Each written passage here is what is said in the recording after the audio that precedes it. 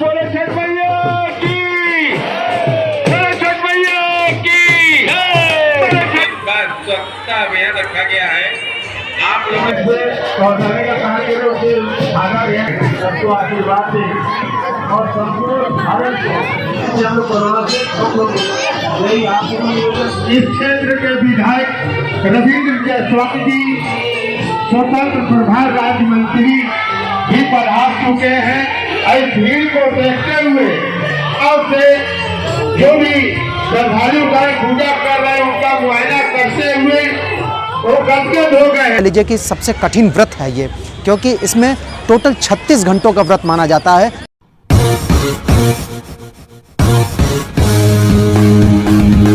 तो चलिए सफर शुरू करते हैं। Hello guys, welcome back to Banarasa Rachit vlogs. आज मैं आपको दिखाने आया हूँ छठ पूजा का जो नज़ारा है वो आपको दिखाने आया हूँ। बहुत ही खूबसूरत नज़ारा देखने को मिल रहा है। बहुत ही भीड़ है, जैसा कि आप देख रहे होंगे कितनी आवाज़ आ रही है यहाँ पर। जो बाजा है बच्चे जो बजाते हैं उनकी, और नज़ारा आप देखिए मेरे इस कैमरे से आप।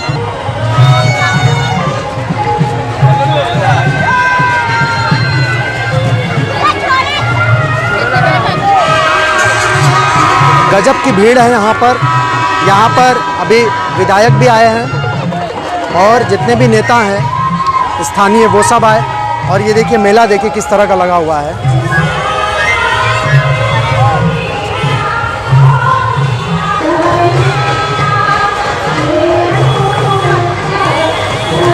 ये स्थान जो है वो शास्त्री घाट है। आप सामने देख सकते हैं, टीवी टावर भी दिख रहा होगा आपको। ये दरअसल नदेसर पर पड़ता है शास्त्री घाट। हमारे क्षेत्र के उत्तरी विधानसभा के वर्तमान विधायक रविंद्र जायसवाल जी भी हमारे मंच पे उपस्थित थे। उनको भी कमेटी के तहे दिल से स्वागत करती है। ये कमेटी कोई राजनीतिक दल नहीं है, ये कमेटी कोई संस्था नहीं है, ये पर्सनल एक कमेटी का ये व्यवस्था है। इससे जो भी आता है उसका स्वागत समिति करती है। और दुर्गा रुपया उनकी ओर से 1 रुपये का सहयोग राशि कमेटी मंडल का तहे दिल से आभार व्यक्त करती है।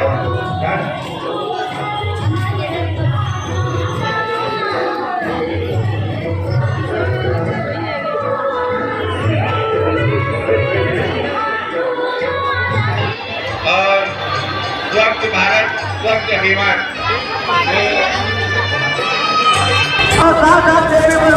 इकलौता ऐसा ये त्यौहार होता है जहाँ डूबते हुए सूरज को प्रणाम किया जाता है, वंदन किया जाता है, अर्घ दिया जाता है। उसके बाद अगली सुबह उगते हुए सूरज को भी अर्घ देकर ये समाप्त होता है, व्रत खत्म होता है।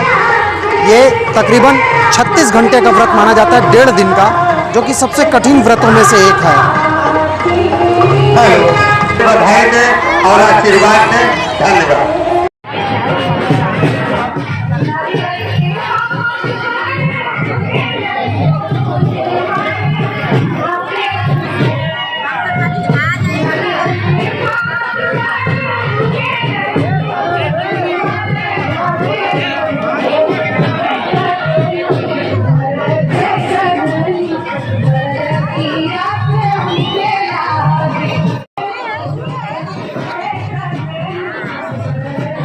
पूजा में आई है सारे श्रद्धालुओं का हनुमान मंदिर विकास समिति के सदस्य आपका हार्दिक अभिनंदन करता है।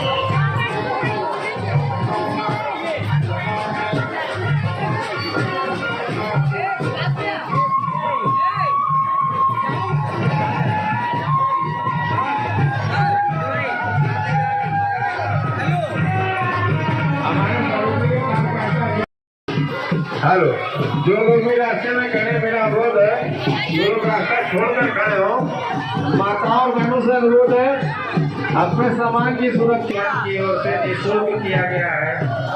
आप सभी श्रद्धालुओं का अनुरोध है, अर्घ देने के लिए हमारी समिति मंच से निःशुल्क प्राप्त कर सकते हैं। डाला छठ पूजा के नाम से भी जाना जाता है। डाला यानी कि जो दौरी होती है, जो डाला होता है, और छठ यानी कि जो छठवां दिन होता है दिवाली के बाद से जो छठ होता है उसी को छठवां दिन माना जाता है, का विशेष महत्व होता है। ये महत्व खासकर यूपी, बिहार, झारखंड, छत्तीसगढ़ जैसे जो राज्य हैं, स्टेट्स हैं, उन पर बहुत ज़्यादा माना जाता है इनको, इस पर्व को। और बिहार में तो इसको पर्व ही नहीं, महापर्व कहा जाता है। ख़ास बात ये होती है कि ये संतान प्राप्ति के लिए इस पर्व को ज़्यादा विशेष माना जाता है, और समृद्धि के लिए, सुख और समृद्धि के लिए। और ये पर्व मुख्यतः 4 दिन तक का होता है। पहला दिन जो है वो कहलाता है नहाए खाए। नहाए खाए का मतलब ये होता है, पहले दिन इसका रिचुअल्स का नाम है नहाए खाए। ये नहाए खाए एक विधि है जिस दिन ये व्रत शुरू होता है।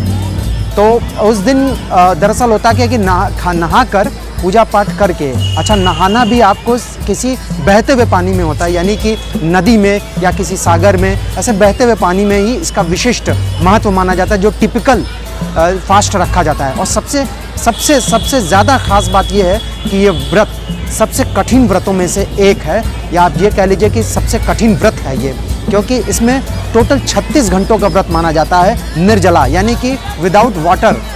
आपको वाटर नहीं पीना है, ना ही कुछ खाना है। निर्जला व्रत होता है 36 घंटों का, इसलिए सबसे कठिन व्रतों में से ये माना जाता है। और दूसरी बात, आप दूसरे दिन आप जब आएंगे तो दूसरा दिन आता है खरना।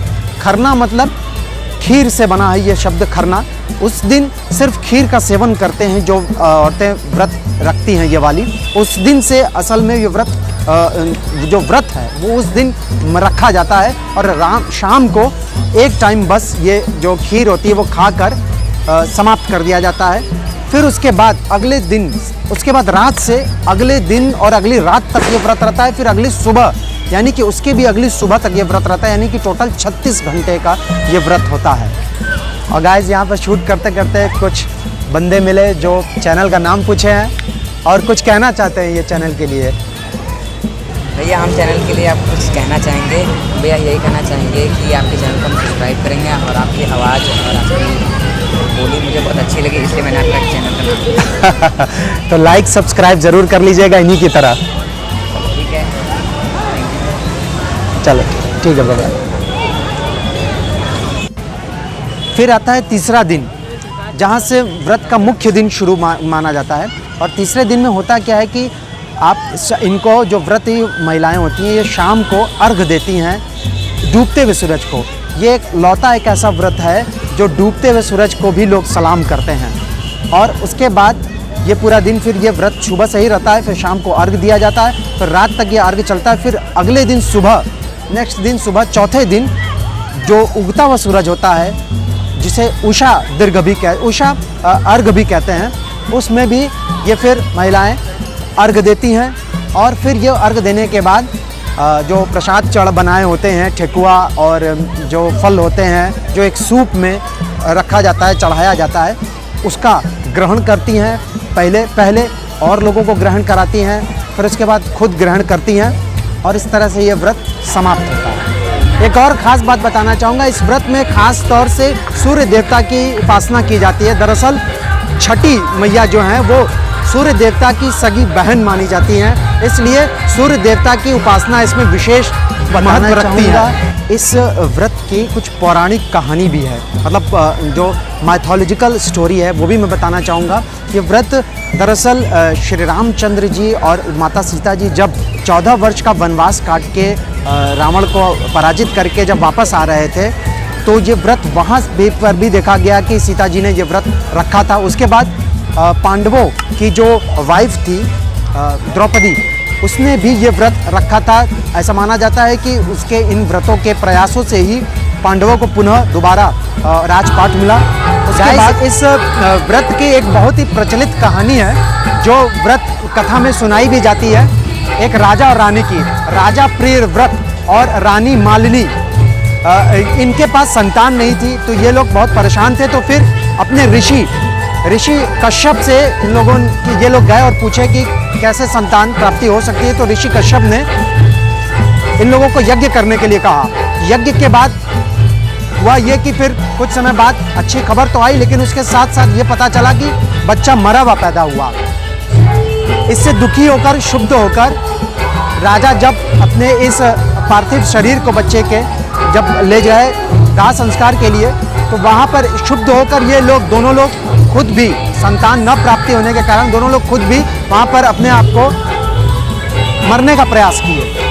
लेकिन ये देखते हुए जब छठी मैया सामने आ गई और उनको रोका और उनको ये सलाह दी कि ये व्रत करो और इस व्रत का पालन करो और इस व्रत को करने से तुम्हें संतान प्राप्ति होगी, तो इस व्रत को उन लोगों ने किया और फिर उनको संतान प्राप्ति हुई। इसलिए यह व्रत संतान प्राप्ति के लिए बहुत मुख्य माना जाता है।